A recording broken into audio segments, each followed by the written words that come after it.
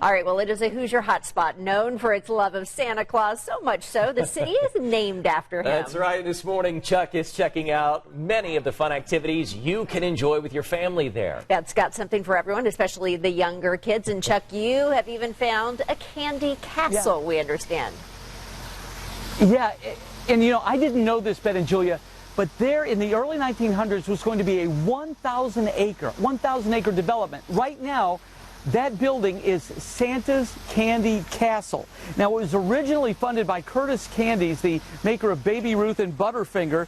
It was brought out of disrepair in 2005 and renovated. Folks, there is candy everywhere, all kinds of candy, all kinds of Christmas sweatshirts and hats. But this place, which celebrates Christmas all year long, is known primarily for its big dessert, the 64-ounce Avalanche. Eat it, and you make history. Oh my gosh! Merry Christmas! The Avalanche is 64 ounces of frozen hot chocolate made with 24 ounces of whole milk, almost a pound of rich Dutch cocoa, blended, frozen, and piled high with whipped cream. It is the world's largest cocoa beverage. Many have tried, few have survived. This young man here is going to attempt to conquer the drink for a place on our coveted Avalanche Survivors Wall of Fame. Ladies and gentlemen, let's cheer him on. Good luck. I will never be the same. Oh boy, here we go.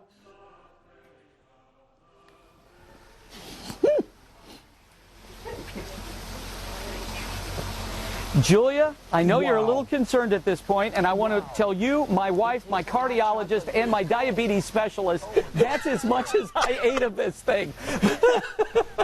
Well, we were concerned. That was the best tasting dessert, I mean, honestly, I've ever had. Now, you can get it in that size like, you know, I had, or you can get it that size, which is probably more doable. If you consume that, the whole thing, you get on the Avalanche Wall of Fame and a free ride to the hospital.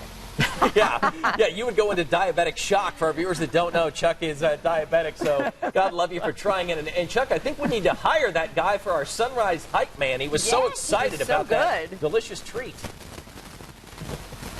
He bought this place in 2005. Kevin's his name. He's from Chicago, and he has done a magnificent job with it. Well, proud of you for only having a little bit of that dessert. Thanks so much, Chuck.